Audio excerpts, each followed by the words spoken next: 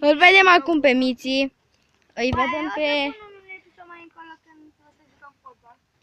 Ei doi acum... Acum să vedem că s-au schimbat echipele și...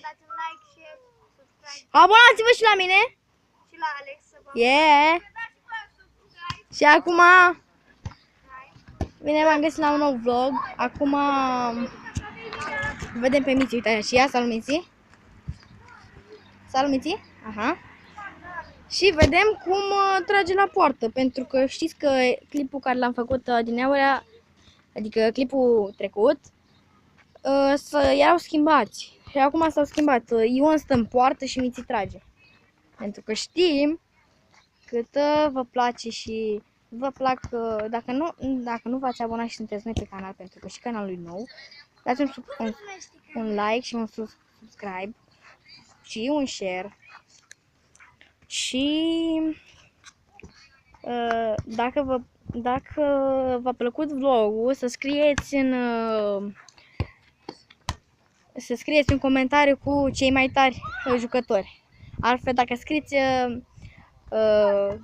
în comentarii cei mai buni jucători, o să vă dau o inimioară la comentariu. Și vedem pe Miții. Miții! Miții! Miții! Fă foarfeca pentru YouTube! Hai să vedem pe Miții, acum face foarfeca. Hai Miții, fă foarfeca pentru YouTube. L-am prins că făcea foarfeca. Pentru YouTube, acum trebuie să facă Miții foarfeca. Sper să poată să facă foarfeca bună. Hai Miții! Fă foarfeca, bă! Hai bă, pentru YouTube, nu fi pufi.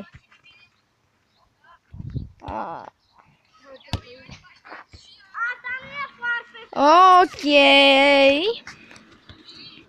Se pare că a dat în aud.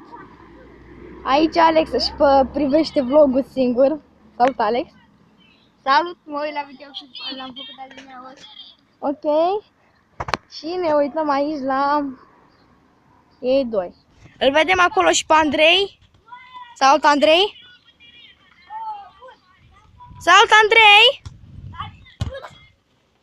Da. Acolo Robert care încearcă să apere săracul, dar nu poate. Și haideți. Dai, bine, Miții. Ia te filmez acum și dăm amândoi. Bine. Poate prinde o mingea. Dă-mi și mie să șutez. Hai că acum o să șutez și eu și Alex. poate... Alex, poți să mă duci mingea ăla? Da. Și eu? Da. Salut. Uite-l pe Alex. Ce? Prin Da, mă, dar ce vrei și tu acum? Fă și tu canal de YouTube și filmează-te singur.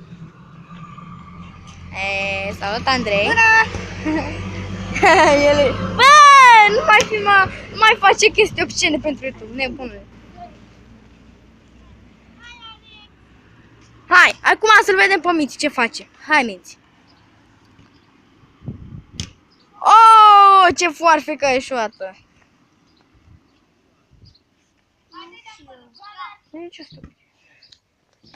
Haide.